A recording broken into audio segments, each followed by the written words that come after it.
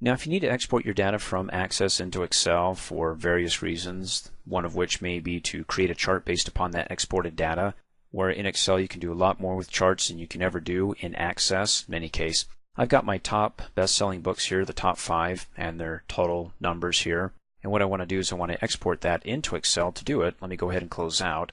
Select the query or the table that you want to export the data therein. Come up here, click on the External Data tab, go to the Export group, click on Excel, and then it's going to ask me a couple questions. Well, where do you want to dump this file? Click Browse. Is it going to be in the Exercises folder? I'm going to click Cancel because the default for me right here is the desktop, and I'm fine with that. And then it's got the name of the file that when I export it, it's going to name it, well, after the name of the file that I'm exporting from, or the query here in the Access database. And I'm fine with that.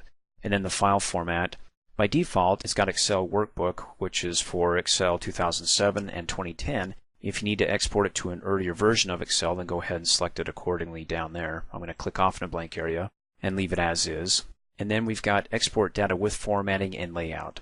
I'm going to show you the difference between the two. If you go ahead and choose to do it with formatting and layout, well, let me show you.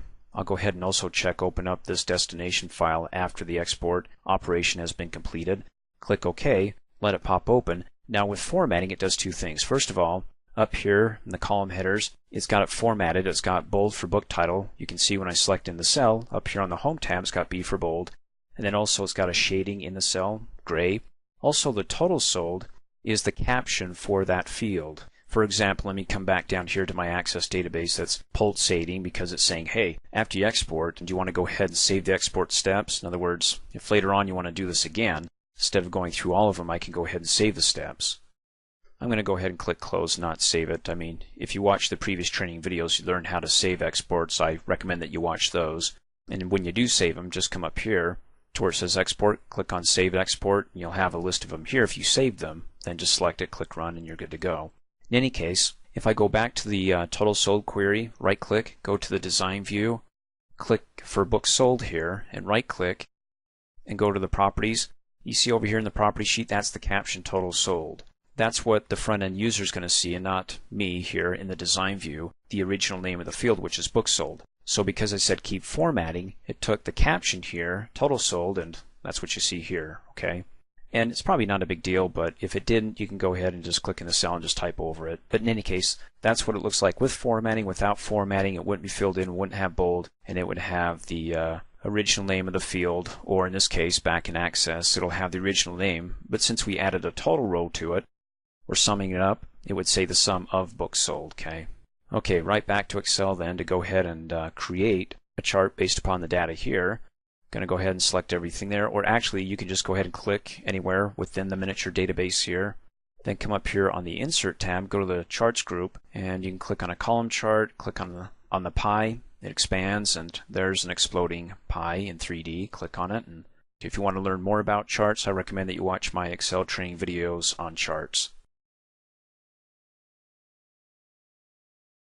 If you need to export your data into a file that's viewable or readable in another database, well, typically if you can export it into a text file, other databases should be able to handle that. So for example, I've got my total sold query, my top best-selling books here, the top 5, and their total sold, so I have two fields. When I export that into a text file, I need to choose a delimiter or a special character that separates that field from that field, so it doesn't run it together, because if you do, then the other person who gets that text file opens it up in their database, well, it's going to be all crammed together and they won't be able to understand, well, let's see, is this the book title here and the total sold, or is that part of the book title? In any case, to get started, let's go ahead and close out. Select the query or the table that you want to export the data therein. I've got it selected here. Come up here, click on the External Data tab, go to the Export group, click on the Text File button, and then right here it says I'm going to go ahead and save it on the desktop or into the desktop folder, and here's the name of it. So you're looking at that last backward slash there. What comes after it is the name of the file. What comes before it is going to be the final destination, the folder, the desktop. If you don't like that, click on Browse, and then go ahead and pick a folder or select your desktop over in the navigation pane here, then come over here in the main view and then double click and save it to one of those folders there. I'm going to click Cancel. I'm going to export it to my desktop, and then the name is fine. You can see the name is based upon the file that I'm exporting. Same name, Q select Q SEL or query select total sold. There it is, Q select total sold. And then as a contrast between what we're exporting here and what we did in the previous training video, I'm not going to export this with formatting and layout. And you especially don't want to do that when it comes to handing this data file off to somebody else with another database, because databases don't get along, especially with formatting. You just want to give them the raw data. Nothing fancy, no extra coding, no formatting. Just leave it stripped down to just raw data, okay? So I'm going to go ahead and click OK. It opens it up. It says, okay, you got these fields. How do you want to go ahead and separate them? What delimiter do you want to use? Or do you want to use fixed width? I'm going to go ahead and use delimited, a special character, and click Next. And then by default, it selects comma. If you look down the preview window, it's got the field here, comma, then the next field there, comma, the next field, okay? So it's separating the two fields, the book title and the quantity sold. And then don't forget that in Access we had column labels or column headers. So you want to check include field names on the first row. When you check that, they can tell what they're looking at down below. Book title, these are the book titles. It says sum of the books sold. The name of the field is actually books sold, but because we added a totals row in that query to sum up all the books that have sold, not just, well, one company who purchased this book one day, a couple of books, then the next day a couple more books. It added up all the numbers for this one book here that one or more clients have purchased. So it's the sum of the books sold for that book, that book, and so on. In any case, let's go ahead and click Next. And then when we're done, it says it wants to dump it onto our desktop with this name here, and then it's got .txt, the extension, meaning it's going to be a text file. If you want to learn more about extensions, you want to watch my Windows 7 training video on extensions. And then click Finish. Then it says you want to save your export steps. I won't save them. Let's click Close. Minimize this down to the taskbar, and there's my exported text file. Double click to open it up. For my data, we've got the column labels here, column headers, book title, sum of the books sold, and then we have the corresponding data below those column labels, book titles, and then sum of books sold. It's not evenly aligned up, but the other database will be able to go ahead and break them apart with that delimiter, the comma here, separating the two, comma there, separating the two, and so on. I've got my customer table here with the customer names, and I've got a letter that I created in a document that I want to go ahead and mail off to all these customers. Let me show you. Go ahead and click on the exercise button so I can bring that folder up in front of my database. There it is. Clients merge letter document. Double click, open it up, and it basically says, hey, thanks for purchasing our videos. We really appreciate it if you send us your reviews. So here where it says Dear, instead of typing in each customer's name one at a time, all I have to do is create this letter once, and I did, and I can do what's called a mail merge. In other words, I can merge all the names that are in my database, the client names, into this one letter. And for each name, it'll duplicate this letter, but of course, a different client for each letter. So the first letter would be Dear StarTemps, the second one would be Dear Macron, and we can keep going and going and going in a single merge without having to type it all here over and over again. Just create the letter once, and then when we're ready to go, let me go ahead and close out of here. I'm going to close out of the folder here. All I need to do, let me close out of the table, is to select the table that I want to export and merge into that Word document. Well, the data in that table into that Word document. Select it, come up here, click on the External Data tab, go to the Export group, click on the Word Merge, and it says, what do you want the wizard to do? Do you want to link your data to an existing Word document, or do you want to create a new document from scratch? I already created my letter, so I just need to go ahead and click OK. And it says, okay, where's that letter? Well, it's in my Exercises folder. Double click, and there it is. Double click to select it. It opens it up. Well, it's down on the taskbar flashing. Click on it, so it pulls it up in front here. Let me go ahead and maximize it.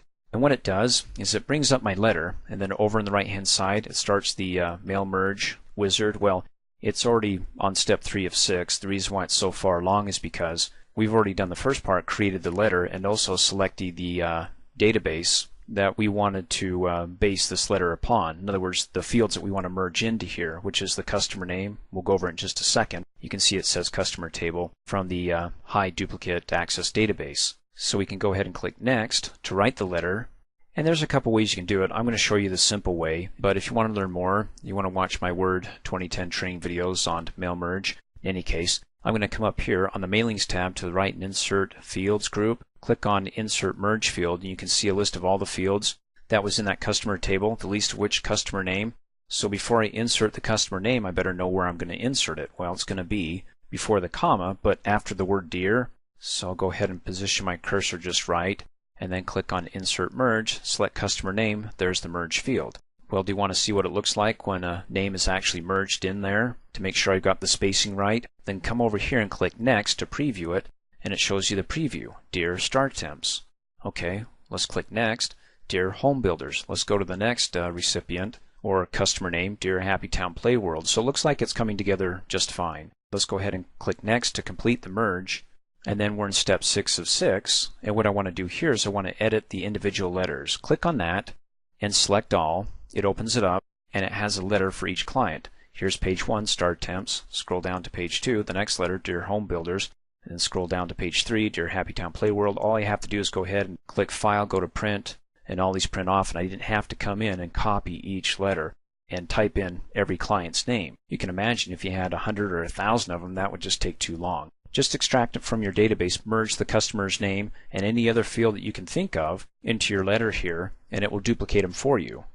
And then what's nice about this too is that I can customize one letter, like maybe Dear Happy Town Play World, put in after my name here, P.S. You guys are really awesome, and customize just that letter. We already went over how to properly construct and design a database. However, if you get a new job at a company where the original architect of the database did a poor job designing it, well, here we have what's called the Normalization Standard. Now, we already lightly touched on what normalization is in level 1, but again, it's breaking down a table of data into its smallest, most meaningful parts or fields. So, for example, the process to help you restructure correctly a poorly designed database is a 3-phase process. You have what's called the first normal form, second normal form, and third normal form. For example, the first normal form is to design or break down an unnormalized table where the value in each cell matches its field name. So for example, over here we have the table. Does the value here, employee ID, match the field name employee ID? Of course. Does the last name value match the field's name? No. First name? No. So we come over here and we break it down and say that the last name has the last name field name, the first name has the first name field name, and that's how we properly break that down and normalize it, by making sure the value in each cell matches its field's name. So again, last to last, first to first. Next, after you finish the first normal form, we have the second, and that's used to establish functional dependency after conforming, again, of course, to the first normal form, what we just covered. So what you want to do is you want to move any fields to another table that are not, quote, fully dependent upon the primary key. So we have a table here. We have the employee ID, the project code, and the hours, because those are all dependent upon the employee ID. Well, so is the department, but you notice the theme here where you have the project that you're working on, it's 40 hours. That can be broken down into a table all on its own, where the department can be dependent upon the employee ID, but that can be in a table on its own as well. So again, making sure that any field that's not, quote, fully dependent upon the primary key, you want to break it down, or to put another way, where you have the majority of fields that seem to have a common theme dependent upon the primary key, like the project and the hours worked on the project, put that in a separate table, and then anything else, like the department, in another table.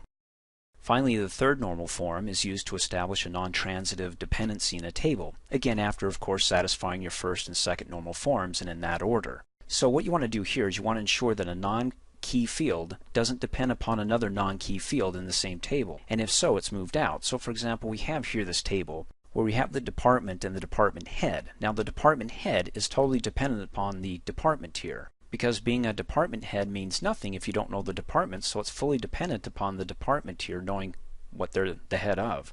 So what we do is we say, okay, let's break down and just say the employee ID is assigned to a department. So you have employee 1, 2, 3, 4, and all the different departments. And then we'll have over another table who is the head of those departments with, listing the departments here as the primary key, and then the department heads, employee 2, 3, 4, and 5, and so on. So again, what you're trying to do is to help straighten out databases that were created by less knowledgeable users, and this is the 3-phase process you want to go through to make sure you structure it correctly and get the most out of your database.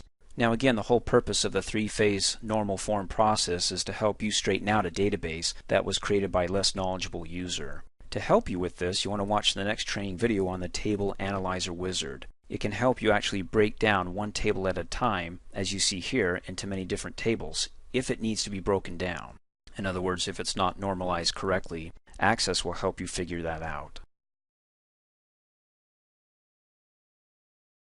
If somebody hands you a poorly designed database, for example, they cram everything into one table as you see here, I mean, it's not very efficient because if I just need to pull up the customer information, do I need to see these other fields? You can imagine if you had thousands of records here, it would slow the system down to pull up those other fields and the data they're in. Not only that, but if you have a lot of columns here, you'd have to scroll over to find the columns and be able to sort through those. So instead, what I want to do is I want to go ahead and normalize this. In other words, break it down into its smallest, most meaningful tables. And right off the bat, looking at it, I can tell you we've got about 4 tables. One for the customers, which is the customer ID, customer name, and then the category, product, and then the order or order details. Now, I can break this down one of 2 ways. I can either do it the long way, which is to right-click on the table, copy it, and then right-click in a blank area and paste it several times, or just enough times to be able to define those tables. So I could have copy 1 of autumn sales, go inside that, delete all the fields except for the customer information like the ID, the name, and if they have a street address, and then just have that in there, then go ahead and rename that. Instead of copy 1 of autumn sales, we can go ahead and rename it, call it the customer table, and then go into the second copy, delete everything else except, let's say, the category, call it the category table. You get the idea. In any case, that's very tedious. It takes a while because not only that, you have to, when you create those tables, create a primary key field in one table and link it to the foreign key in the other. So you're working with relationships as well. Instead, you can use the table analyzer wizard, which will have access, analyze this table, and then if it finds any duplicates in a field, it'll go ahead and separate that into its own table. For example, like the category field. How many times do I see sleeping bags here? Quite a few times. It's inefficient because if I need to count up how many categories we have or what categories are available, if I have to go, let's see, there's sleeping bags. Oh, there it is again. I already got that. No, there it is again. I mean, that's annoying. So it'll break that off into its own separate table. Sure, there will be duplicates in the products table, but the main focus of the product table are the products. And in the product table, if I want to find out what products we sell, I don't need to see double bag listed, duplicated several times. Just only the products that we sell. The only time that it'll be duplicated really is in the orders because you can have one client purchase, one product and then another client purchase the same product. So to normalize this, to use the table analyzer wizard, go ahead and select the table, which by the way, it can only analyze one table at a time. Then come up here, click on the Database Tools tab, go to the Analyze group, click on Analyze Table. Now the first 2 windows or screens in the Analyzer wizard starts off by saying, hey, here's how we look at problems. When you click Next, it'll show you how it solves them. So it's looking at the problem when it sees repeat information. It says, okay, first of all, duplicating information wastes space. We're going to eliminate that and create a separate table. Well, it doesn't say that there. It says it when we go to the next screen. And then also another problem is the supplier's name is misspelled. So if you have data entry issues or somebody doesn't know how to spell it or they're trying to abbreviate it, I mean, in the database it's looking at 2 separate suppliers because one's misspelled. In any case, click Next. And it says, okay, here's how we solve problems like that. Takes the original table, breaks it down into smaller, more meaningful tables. It's got the products and then the suppliers. Over in the products table, you have the products listed once. Over in the suppliers table, you have the suppliers listed once with the supplier ID. What links the 2 is the foreign key, supplier ID that can be looked up and found in the suppliers table, the supplier ID primary key field there. Makes sense? That's how it solves it. So to get started, click Next. Select the table that you want analyzed, and we only have one here, so we'll click Next. And then it says, do you want the wizard to decide what fields go in what tables? Yes or no. If you choose no and click Next, then let me hover over the bottom and click and drag to stretch that table open. It's got all the fields that are available. And if I want to go ahead and create my own tables to break this down, just go ahead and select a field, click and drag it over into the blank area, let go. It does 2 things. It creates a relationship and it creates the table, and then it says, okay, what name do you want to give this table? It's going to be TBL, 3-letter prefix for our customers. Then hit enter. Then I can hover over the bottom of that, click and drag to stretch it open. And what's interesting here is that Access isn't perfect, but it comes pretty close, I guess, at least with most of what I've seen, is that when it generates a unique ID field, I don't need that because the customer ID is already unique. In other words, there's no duplicates in this field. So what I can do is instead of using this one, which has the auto number for every customer ID, it's going to number it sequentially 1, 2, 3, 4, 5, 6, 7, so there's no duplicates. I'm going to select customer ID because I know there's no duplicates there. Come up here, click on the primary key. It removes the added unique ID field and it just assigns the primary key to my customer ID. So there's a one-to-many relationship. What other fields can go in the customer table? Well, the customer name, so click and drag that there. And then if I want to go ahead and create a product table, well then select the product, click and drag that up here. Go ahead and name it, TBL, hit enter, and then go ahead and drag all the corresponding fields into that table. So you get the idea, right? I mean, as we drag them from here, it moves them over into another table. then creates a corresponding foreign key field that can link to that table. That's one way. The other way, let me click back. The one that I like is let the wizard do all the work, and then I'll decide if I like it. Click next. And there we go, you got a total of 5 tables. Now if you want to see them, and you can see the relationships are being crossed. I don't like being in crossed relationships, so let's go ahead and click and drag these tables around so these lines don't cross. So I can see them a little bit better up here. And then click at the bottom and drag to open up and expand, or at the top to click and drag up, and then down below. So it looks like what it did here is it found the quantity field and it says, okay, there are duplicates in that field, so we'll keep that as a separate table. If I don't like that and I want that as part of, let's see the other tables, order, this could be the orders table, then I can go ahead and click and drag that into here. And move this around.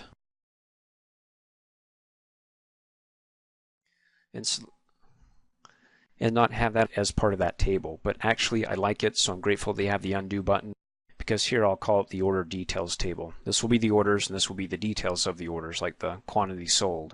And I can add more fields later once it generates these tables here, but this is getting the dirty work done, where it creates the relationships and also breaks them up where it finds duplicate fields. Now looking at this, it created a unique ID field, again because it found duplicates in that table. This table you'll have duplicate products and possibly price, so unique, category.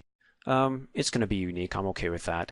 But for the customer ID, like I said, that has no duplicates in it, so Access figured it out and said, look, we don't need to generate a unique ID field and have the data type auto number. Let's just go ahead and assign it the customer ID. And also for the order number, that's unique. So if everything looks good here, before I move on, I want to go ahead and name the tables. Like for example, table 1. Come up here and click on the rename table and then 3-letter prefix TBL. We'll have it as the order details. Hit enter. And then table 2, it's about the orders. Click on it to rename it TBL. Let's see, what fields do I have in table 3? The product, the price. Okay, it's going to be the product table. TBL products. Hit enter. Table 5, category table. Select it. Click on the rename button. Hit enter. And then the customer table. Go ahead and click rename and hit enter. Okay, looks good. Let's click next. Then Access says, okay, do bold fields uniquely identify each record in the proposed table? I mean, basically it's stating the same thing because it says if no fields have unique values, the wizard can add a generated unique ID field for you. And either go ahead and set it or go ahead and add generated key. Because when I click on this, it actually generates a key for me and it doesn't assign it to the field that I had selected. Let me go ahead and hit undo. As opposed to selecting the field and just clicking on the primary key, so it updates it from this field, removes it, and adds it to that one. Okay. Click next. Now here the wizard found some records with very similar values. If you want to make a correction, like for the ones that it found, like canteen, click on the drop down arrow and say it's not a canteen, it's supposed to be, well, one of these other choices here. Backpack for $79. In any case, if there's no changes, just go ahead and leave as is. And then go ahead and click next. And then when you click finish, do you want access to create a query? I'll say no, don't create query. Click finish. And there we go. It says the command or action tile horizontally isn't available now. That's okay. I don't want to do it when I'm in tab view, so click OK.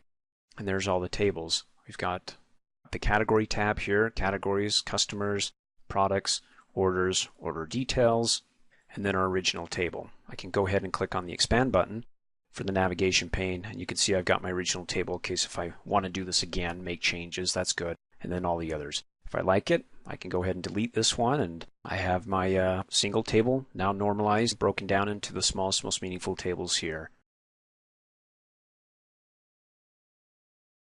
Now we talked about the two different types of relationships, the one-to-many and one-to-one. Here I want to talk about the many-to-many, which by the way, Access doesn't support many-to-many relationships. In other words, it doesn't support multiple records in one table corresponding to multiple records in another. For this example, I've got these two tables where in the employees table, I can have the employee ID duplicated because the same employee can be working on two different projects, and there's the project ID. In the project table, I can have, well, I got duplicate project ID because I can have different employees working on the same project.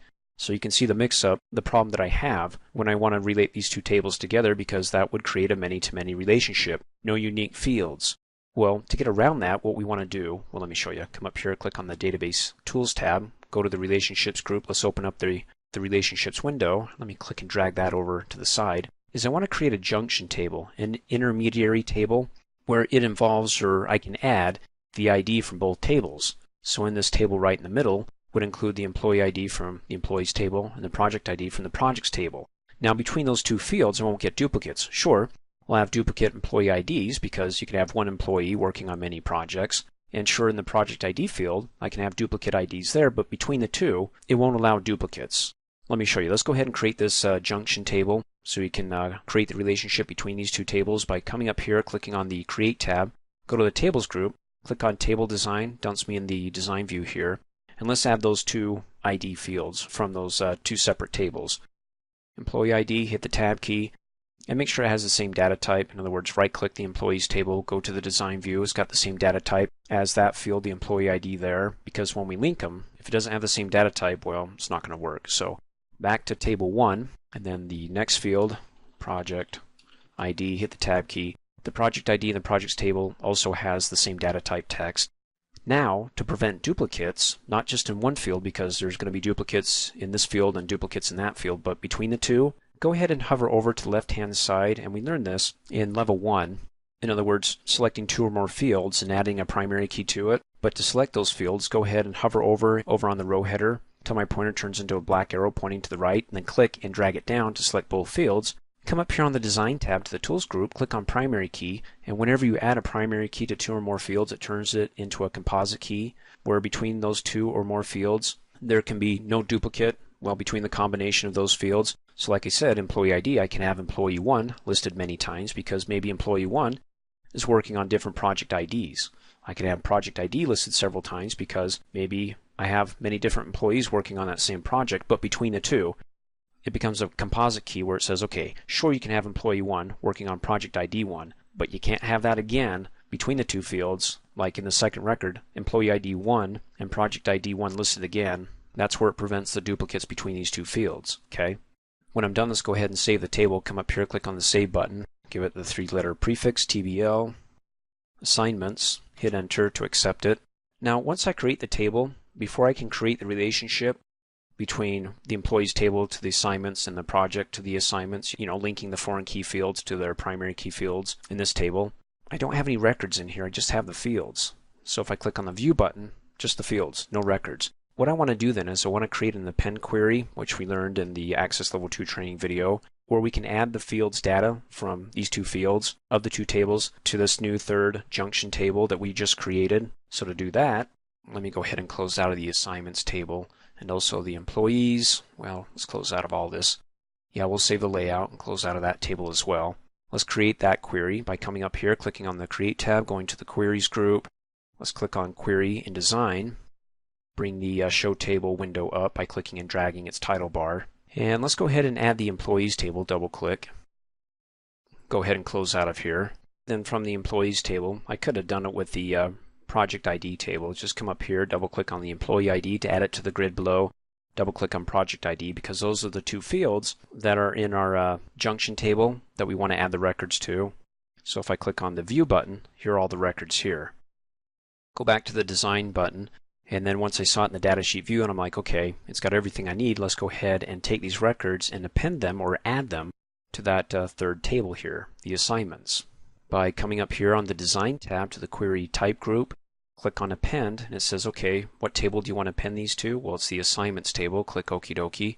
Then down below it updates it. It adds the Append To row, as we learned in the Append Query training video. All we need to do is go ahead and click the Run button. Click on Run. It's about to add 25 rows. Are you okay with this? Say yes. Now, why is it giving me an error? Well, as you recall, in the table here, there are some empty fields, which is a violation to append those records to the assignments table. So it looks like 4 records won't be added or appended of the original. So do you want to run the action query anyways? Say yes. Let's go ahead and close out of here. I don't want to save it. Open up the table assignments. We have everything added to it. No empty fields. Like when I open up the employees table here, we've got some empty fields. In other words, Max Klinger, who's not working on any projects right now, and these others as well. And then, by the way, look at this. Oh my gosh, we got duplicates here in the employee ID field. Isn't this a primary key field? Again, it's a composite key, so between the two, there are no duplicates. So 12 can be listed many times, but it can't be matched up with the project IDs, so it's 12 and 800 and 12 and 800. That would create a duplicate. It could be 12 and 900. In any case, you want to watch the next training video because we need to restructure the two tables, because in these two little buggers here, we've got duplicate data, and we need to make this the primary key field, which now we can make it the primary key field because it'll be duplicated over here in the junction table. In other words, we can have 12 listed many times, but between the two fields, we can't have duplicate data like 12800, 12800, 12800, okay? So that's how we go ahead and restructure it, is by assigning the primary key to the employee ID, and in the projects table, assigning the primary key to the project ID. Again, we're going to have to restructure it because it can't have duplicates, so I'll show you how we can go ahead and do that and eliminate the duplicates and be able to have two clean tables before we create the relationship by adding a primary key to the project ID in that table, employee ID in the other table, and linking them up to their corresponding IDs in the junction table. Now, continuing on from the previous training video, which if you haven't watched, you want to watch it, otherwise this isn't going to make sense. I want to go ahead and take these two tables and restructure them into two new tables so it complies with the third junction table, the design there, because these two tables have duplicate fields, and I want to link these two tables up to the primary keys in this table, but these two tables I can't add primary keys to it. Why? Well, let me open it up and show you. The employee ID, I can't add a primary key or assign it to this field because it has duplicate data. Again, primary keys don't allow duplicates. Well, why is there duplicate data? Well, because this employee is listed twice because they're working on two different projects. Also, in the projects table, we've got the project ID duplicated because we can have different employees working on the same project. Well, that's why we created the assignment table, because when you double click and open it up, it allows duplicates in both fields. Even though we have primary keys assigned to both fields, you could say, wait a second, I thought that you can't have a duplicate in a primary key field. Yes, in just a single field. But if you have two or more fields assigned a primary key, it converts that into a composite key wherein that the combination between the two fields can't be duplicated. So I've got my first record here, 12 and 800. The next one can't be 12 and 800 also between these two, otherwise it's a violation of the composite key. It could be, well, 12 and 900, that's not the same. Or it could be 13 and 800, that's not the same. So you see what I'm saying? It allows duplicates here, but not collectively. So that's how we get around it. Let me go ahead and close out. So when it comes to restructuring these two tables, let me close out.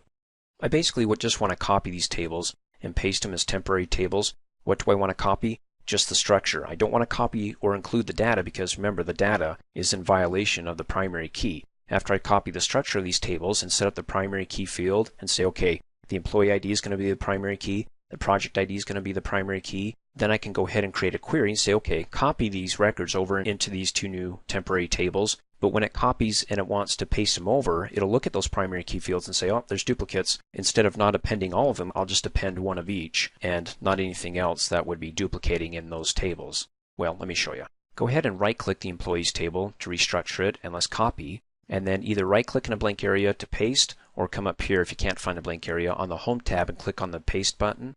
It'll ask us two questions. It'll say, okay, what name do you want to give this table? And then what paste option do you want to choose? Let me go over the paste options really quick. You have the structure only, which is what we want. We don't want the data because the data contains duplicates. We want the structure, then we want to go ahead and set up the structure, which I'll show you in just a second, or modify it.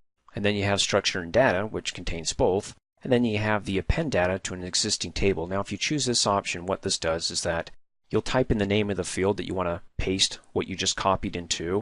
But keep in mind that the field names need to be the same when appending to. So whatever we're copying from, if it's into a new table, it has to have the same field names and, well, also data type, of course. And then when it comes to copying it, there's no drop-down arrow that you can select that table. Instead, you just have to delete this and type in the name of the table exactly as you see it over here that you want to add it to. Okay, like if it's projects, type in TBL projects. Okay, I just want the structure only. Let's go ahead and rename this and just call it, this is going to be our temporary table. And it's going to be EE, temporary employees table, something that I can differentiate between the original table and the one that I'm working on right now. So click OK. It adds it, double click, open it up, just the structure or the fields, not the records. Okay, close out. Let's go ahead and do it for projects. Right click, copy, right click in a blank area, paste. Again, let's go ahead and temp proj for projects. Again, the structure only, and then click OK. Now that we have these temporary tables and we've got the structures that we just copied over, I want to go in them and set them up. In other words, In the employee table, right-click, go to the design view, the temporary that is. I want to set the employee ID field to be the unique field. So come up here to the Design tab, Tools group, click on Primary Key. And because we just have the structure, not the records yet, that's okay. Because if we had those records, there would be duplicates and then it wouldn't allow me to do this, okay? Next, I want to go ahead and delete the Project ID field. Why do I want to do that? Well, this table, when I'm finished, is going to be linked to the Assignments table through the Employee ID. And then the Project table is going to be linked to the Assignments table through the Employee ID. So in other words, it'll be related, the employee ID, through the assignments table to the project table. I don't need to have this extra project ID if it just needs to link and relate through the assignments table, the junction table, to the project table. So I can go ahead and select this or click in the field. Come up here in the Tools group, of course, on the Design tab and click on Delete Rows. Are you sure you want to delete this field? Say yes. And then go ahead and be sure to save your work. Close out. Let's right-click, go to the Design view of our temporary project table. Again, we want to delete the employee ID because we're relating to the project ID in the assignments table and not directly to the employee ID in the employees table, okay? So with that field selected, come up here, click the delete rows, come up here to the project ID, make it the primary key, go ahead and close out, be sure to save your work. And then once we have that set up, next we want to go ahead and create a query that will say, okay, pull in all the records and append them from the employees table into our temporary employees table. Now when it does that, you'd think it would bring over all the duplicates, but it won't because remember, we just set this field up, the primary key field on the employee ID. So when it starts appending over, well, I'll show you. It'll say, I'll just bring over each one, and if there's any duplicates, I just won't append them to this table. So click Create, go to the Queries group, click on Query Design, double-click the Employees table, close out, double-click the Employee ID. We're adding that down to the grid below by double-clicking on it. The last name, the first name. Of course, we don't want the project ID, because again, we're taking this and appending it to the temporary employees table, and we got rid of the project ID there because we're relating just the employee ID to the employee ID in the assignments table. When you click on the View button, you got the duplicate fields, right? Go back to the Design view. Let's go ahead and append these records. Come up here on the Design tab to the Query type, click on the Append button. It says what table do you want to add these records to, including duplicates. Click on the drop-down arrow, and we want to go to the Temp Employee table. Click OK. Click Run. It says I'm about to add 25 rows, all the duplicates, but after I click yes, it says this would make a violation because you have the primary key field as the employee ID that I'm trying to append these records to, and since it doesn't allow for duplicates, I just won't add those 5 records that would create duplicates. So it found 2 records for one example or 1 record and said, okay, between the 2 I'll just add the one and omit the other. And click yes. Let's go ahead and continue to run the action query anyways. So when I open up my employees table, there we go. Do you see a duplicate 12? No. So it just took the one and omitted the other. Okay, close out. Then I can close out of here and not save it, and let's create a query again to the Queries group, Design, and let's do it for the projects. Go ahead and close out. Double click Add the Project ID, double click and add the project name down to the grid below, and then come up here, click on the Append button. What do we want to append it to? The temporary project table. Click OK, click Run. It wants to add all the rows to it, but after we click yes, Access looks in that table and goes, okay, you've got a primary key field for the project ID, which has duplicates in this query based upon this table, so I'm not going to add those 12 duplicates. Do you want to run the action query anyways? Yes, and then close out. And we don't have to save that. Okay, now that we have everything that we want in these 2 tables here, the records that aren't duplicating, if I double click and open it up, it's really neat because in here, I don't see Tony Banks listed a couple of times or many times and see duplicates. When I just want to view the employees, I just see one. Very efficient. Also the projects, I can open it up and view the projects just one time and not have it duplicated and have to sort through all that to get to, I don't know, one of these other projects after a lot of duplicates like revenue analysis and seeing that down at the bottom and, you know, record 30 or 35.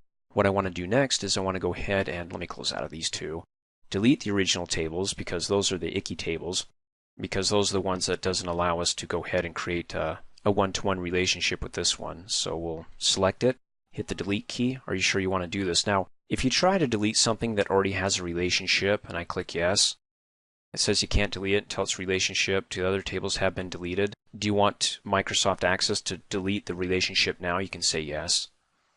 And then go ahead and let's do the projects, delete that, and say yes, we do want to delete this. says you try to delete a database object that's currently on the Microsoft Access clipboard. If you delete it from your database, you won't be able to paste it later. I'm fine with that. Click yes, it's gone. Now all I need to do is, because the temp names don't work for me now, so I can go ahead and right click and rename it back to the original name of TBL, employees, hit enter, and then of course right click to rename TBL, projects, hit enter. Okay, come up here on the Database Tools tab, go to the Relationships group, click on Relationships. Okay, we have the two tables here. We need to add the third junction table, so I can come up here, click on the Show Table, and double click on the assignments, close out, and there we go. So we've got, when we click and drag employee ID to employee ID, we want to enforce it and allow updates and deletions, and click Create. There's one-to-many. Let me drag this over, click and drag project ID to project ID, check the corresponding boxes, click Create a one-to-many. Now you'd think from one primary key to another that it would be a one-to-one relationship, but remember, these two, when you have two or more fields that have a primary key assigned to them, it becomes a composite key. So it's not going to be a one-to-one relationship where it only allows one, but you can have many or duplicate employees here listed working on many projects. And also for many projects, you can have many employees working on that project at the same time. If you want to hide your table columns for various reasons, for example, like I don't always need to see the employee ID when I'm in this table, or better yet, if I want to print the table out, I don't want this to print off, I can go ahead and right click on the column header and go down to Hide Fields. There we go. And then of course if I want to print this off, click on the File tab, go down to the Print category, click on Print Preview, because what you see here is what you're going to get before it prints off. Click on it to zoom in. Let me scroll to the top. I don't see the ID here. So that means it's not going to print off. Let me go ahead and click on the Close Print Preview. Back in here to bring it back up, just go ahead and right click on any column header and say you want to unhide fields. You can see all the fields that are currently displayed are checked. Go ahead and check the one that's not checked, close out, and it brings it back up. And then of course be sure that when you hide your columns that you save it before you close out, because if you don't save it, your columns won't remain hidden. A subquery is also known as an inner query. It's a query within a query. For example, let's go ahead and create a query from scratch, then I'll show you what an inner query is. Come up here, click on the Create tab, go to the Queries group, click on the Query Design button. Let's go ahead and double click and add the Order Details table to base this query upon. Then hover over the split bar, drag that up so the grid's closer to the top here. Let's go ahead and double click on the Order Number field, the product ID, to add them down to the grid below.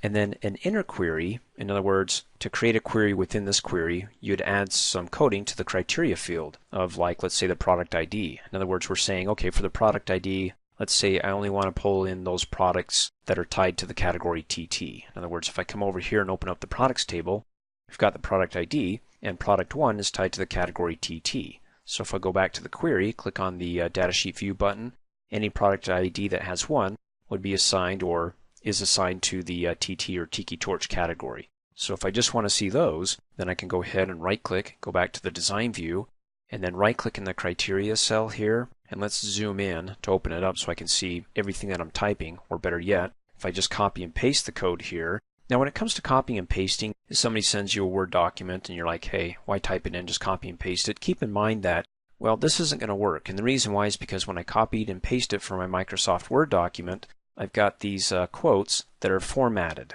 In other words, they come in slanted. I need to go ahead and retype those in.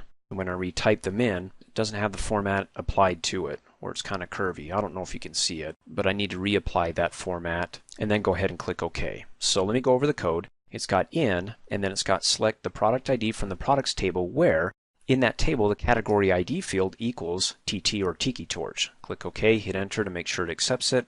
Click the run button, and there we go. It pulled in the product ID that's tied to TT, and it's the product ID 1. Let me right click and go back to the design view. And by the way, you see where it's capitalized there? You don't have to put it in caps, but I like it just because it's a way for me to quickly identify the elements of the subquery syntax here, offsetting the field, which is, well, in proper case, as opposed to the field here, which isn't all in uppercase. In any case, let's go ahead and delete this, because the other option that you could do is go ahead and bring up other tables to pull in the category ID and then go ahead and run it. But if you have a lot of tables in between that are indirectly related to get to the final table that you need to pull in that field, well, maybe typing the code would be a lot easier. So for example, I could go ahead and click Show Table and bring up the products table, double click, and there's the category ID, double click, and then come down here and say we just want to see those that have the ID TT applied to it. Hit enter, click on the Run button, brings up the same here. But like I said, let me right click and go back to the design view. If it's as simple as that, that's probably the way to go. But if you have a bunch of other tables you have to bring in to pull up, then maybe the better way to go is to go ahead and use the subquery by typing in the code that I just showed you to be able to quickly pull it up and not have to pull up all these other tables. An unmatched query is a query you can create to find if there are fields that aren't matching between two tables, say before you combine them. So if I import some data here into a table and I want to be able to combine the records in that table into another, I can do an unmatched query and see if the same field in both tables are not matched up, and if they aren't, then those are the records in table A that I need to append or add in table B without appending and adding all the records, because then if they are matched, that would be a duplicate. Or another example would be, for example, my products table. Double click, open that up, I have the product ID. In the order details table, I have the product ID every time that a product has been sold. You can see product ID 1, we sold that many times. What product's that? Okay, it's the Tiki Torch. What about these other products? I don't want to zip back and forth between the two tables going, okay, which ones have we not sold or aren't matching the product ID in this table to the product ID in that table. If I do the create unmatched query, whatever doesn't match, it'll list it as not being sold because it didn't find that or match that in the product ID field in the order details table. Okay, so to get started, come up here, click on the Create tab, go to the Queries group, click on the Query Wizard, and we want to find unmatched fields, or better yet, the wizard creates a query that finds records, rows in one table that have no related records in another table. Click OK. Which table or query contains the records you want in the query results? It's going to be the products table, double click.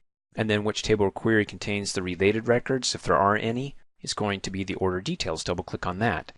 Then it says which piece of information is in both tables? Well, it's the product ID. So that's where we're trying to find unmatched fields. So you can see by default it's selected the product ID in the products table, the product ID in the order details table. If it was something else, go ahead and select that. But once I've selected both of them here, click the unmatch button, and you can see by default it automatically found this and said, look, I'll just do it for you. Access says it's obvious to me it's the unmatched product ID in this table to the unproduct ID in the other table. Click Next, and it says which fields you want to see in your query results. Well, I want to see the product ID and the name of the product. I think that should be good for now to find out which products aren't being sold. Click Next, and then it says up here the name, the products table without matching the order details table. So it's finding all the products in the products table that aren't found in the order details table. Go ahead and click Finish. There it is, table products without matching order details. And those are the two products that we haven't sold yet that aren't found in the order details table, the hike boots and the cookery collection. A duplicate query is a query you can create to find duplicate values in a table or query. For example, I'm going to look at my order details table. I've got a field here, the product ID, that is duplicating the values. So every time we sell a product, this product ID is being duplicated. What I want to do is I want to find all the duplicates here and count them up into groups. So get a total for all the product ID 1, product ID 2, product ID 3, and so on, whatever I got. That way I can go ahead and find out which product ID we're selling the most of, and perhaps increase production for our more popular products, or maybe do a marketing blitz. So to get started, let me go ahead and close out. Come up here, click on the Create tab, go to the Queries group, click on the Query Wizard, and there it is, Find Duplicate Query Wizard. And it says this wizard creates a query that finds records with duplicate field values in a single table or query. And as you know, a query can not only be based upon one table, but two or more tables if you need to pull in more fields. Go ahead and click OK. And which table or query do you want to search for duplicate field values? Well, it's going to be our order details table, double click, and then it'll ask which fields might contain duplicate information. Just one here, it's the product ID, double click. You can add more, but want to keep it simple. Click Next. And it says, do you want the query to show fields in addition to those duplicate values? No. Click Next. And then it says, what do you want to name your query? Well, you can add the three-letter prefix QRY and then leave it as is. Click Finish, and Not only does it give us the numbers, the product ID, but also the total count of this product ID here, 1. We got a total of 19. Of course, it's not sorted. We can click on the drop-down arrow and sort smallest to largest. So let's see, which product ID are we selling the most of? It's number 3, 28 we sold so far.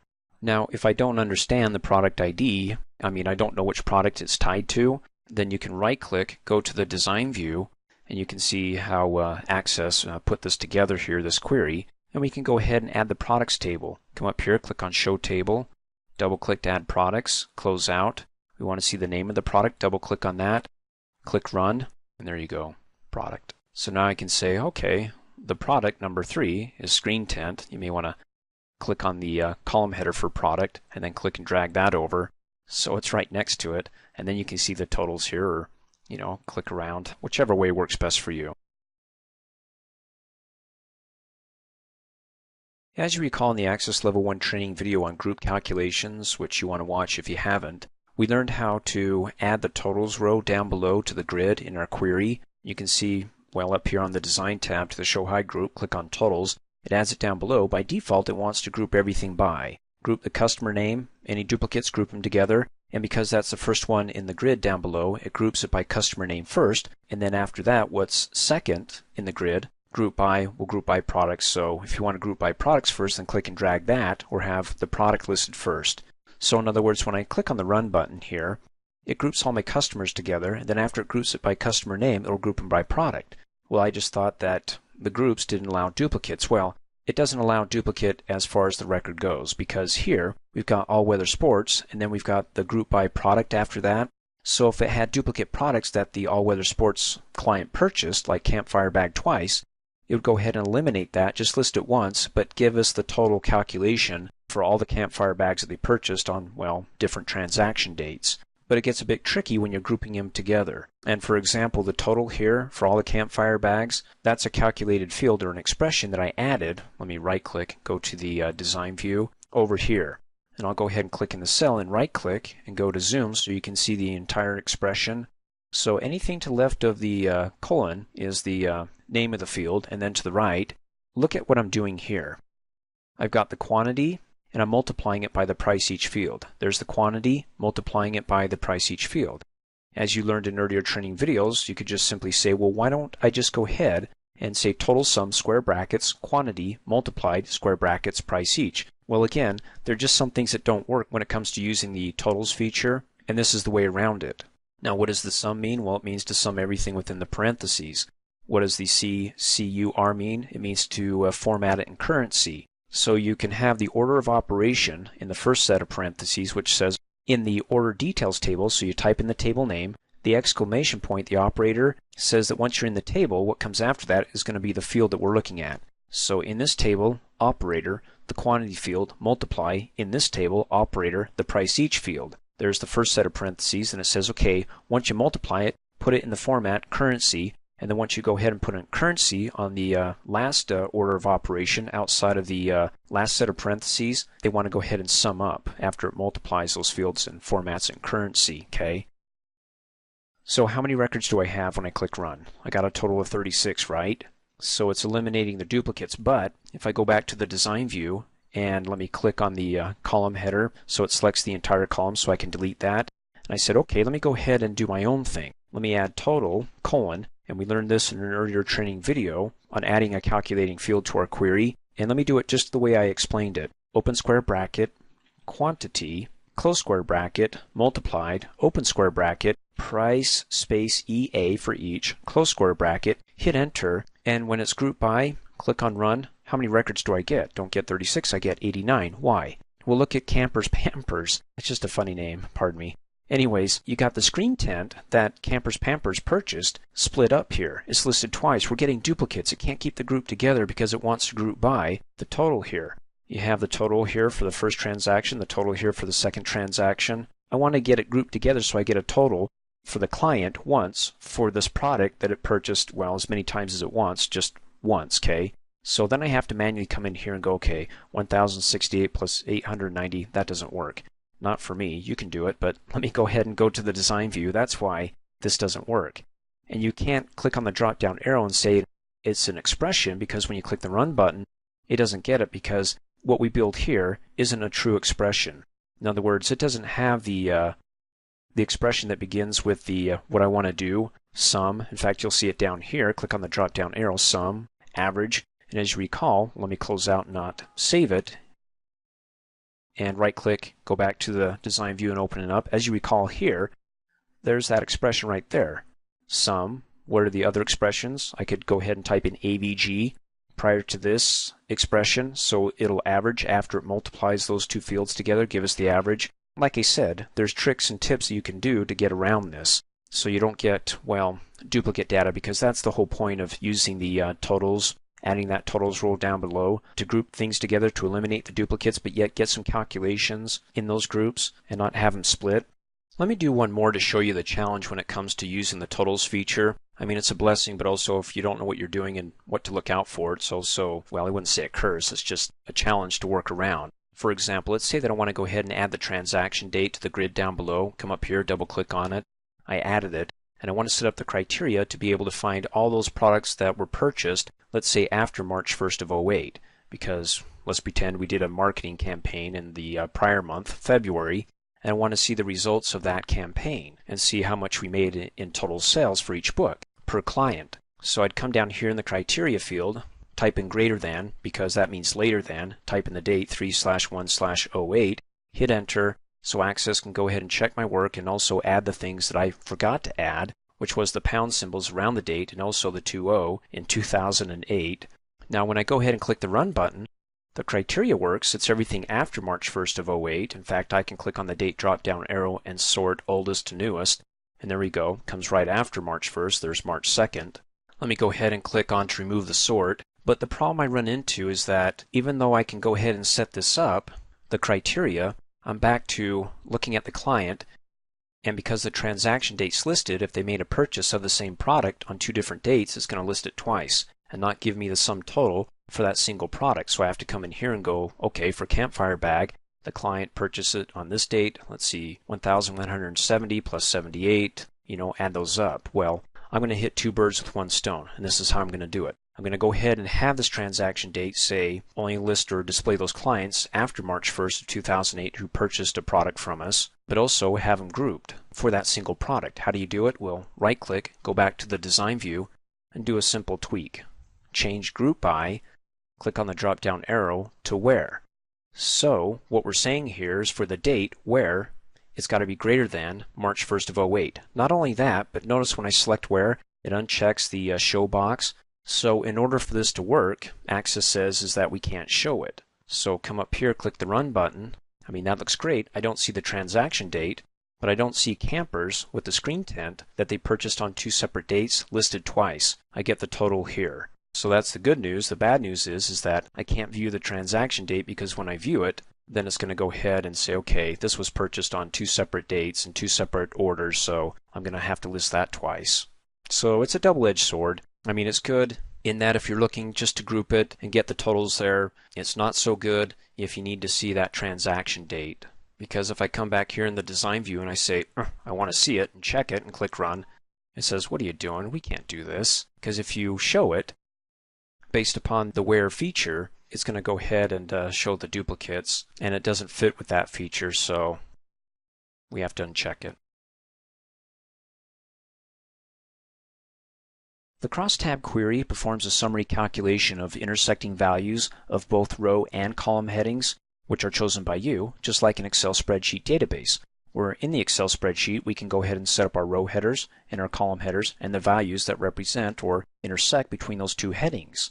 But the operative word in the Crosstab Query is that we want to summarize. Just as we went over in the previous training video about criteria groups, how we want to be able to group the fields together and summarize those fields that contain values. Well, that's one way that you can go ahead and summarize. Here's another. And for example, in my query here, Q1 sales, which by the way you can base your Crosstab query upon another query or a table. And here I've got the transaction date, the criteria set up to include only those products that were purchased in the first quarter of 2008. So what I want to do is I want to create a Crosstab query that will be able to summarize all those products by month, because here it's separated out by transaction date. So if I click on the drop down arrow to sort my products, it groups them together, all my air mattresses, campfire bags, and so on. And so looking at this, see if this makes sense, I'll have my row headers as category and product, and then my column header as the date, and then the value between those two is the sale. And I want to be able to set the date up to group it by month, so all the air mattress products that were purchased in January, which by the way is one, would group it by month. January would be $675. And then for February, it would take all these and summarize it up and say, okay, for February, the total that was sold for air mattresses will be whatever that adds up to be. So to get started, let me go ahead and close out, not save it. Come up here, click on the Create tab, go to the Queries group, click on Query Wizard, and there it is, Crosstab Query Wizard. And it says this wizard creates a crosstab query that displays data in a compact spreadsheet-like format. And you can see up above the little preview of that spreadsheet format. All the cells that you see that are shaded are your row headers, and then up above your column headers, and then the intersecting values between those two headings. Let's go ahead and click OK. And the first question that it asks, it says, okay, which table or query do you want to base this crosstab upon? And it's going to be a query. It's going to be my Q1 sales. Double click. Now sometimes when you're in a wizard and you double click a field, it'll advance to the next screen. If it doesn't, then just click next. In any case, it advanced because it says, which field values do you want as row headings? You can select 1, 2, as many as you want. I know I want the category as one row heading, and also the product, because it'll have the product and it'll show me what category that product is in. So both as row headings. And then this one I have to click next to advance, and it says, okay, which field values do you want as your column heading? It's going to be my transaction date. Double click on that, and then it advances, and you can see down below, by default it wants to display the column headings as Q1, 2, and 3. As you recall, the criteria was set up for just Q1, so I want to do it by month. Select it, and the months in the first quarter are January, February, and March. Let's go ahead and click next. And then it says, okay, the details between these fields, the row headings and the column heading here, the transaction date, is going to be the average of the sale. I don't want it to be the average, that's the default, so we'll do sum of the sale, click next, and then of course what do you want to name your query? Well, I'm fine with the default name, and then appending crosstab to it, click finish, and there we go. So there's my two row headings, then the total sale for fanny pack, and then it's broken down by the month here. January, nothing. February, yay, 76 bucks, and then March. Now if I want to go ahead and remove the extra columns here, the months that aren't included in the first quarter, let's go ahead and right click and go to the design view, bring up the property sheet by right clicking in the blank area up above, click on properties, and the property sheet for the entire query shows us over here the column headings January, February, March. Just go ahead and right click in there, zoom, and then go ahead and let's delete everything up until, well, just after March. Hit the backspace key, click okie dokie. Let me go ahead and close out of the property sheet, and then you can see down below in the grid, the crosstab row is added, and you can see which one's a row heading, and there we go, and which one's the column heading. And then of course the value of those intersecting row and column headings. Let's go ahead and click on the view button. There we go, cleaner. Gives me just those first 3 months. And then of course if you like the total sale over at the end of it, because it makes sense to me to go ahead and see these months and then get the total at the end instead of at the beginning, just go ahead and click on the column header there, and then click and drag again after it's been selected to move it over to the right hand side. So there we go, that looks better. Thanks for watching. Hey, as a quick reminder, if you like my video, please give it a thumbs up. You can also click on me and subscribe to my channel to get notified of the latest videos. And for great specials on my products, please see the description below this video.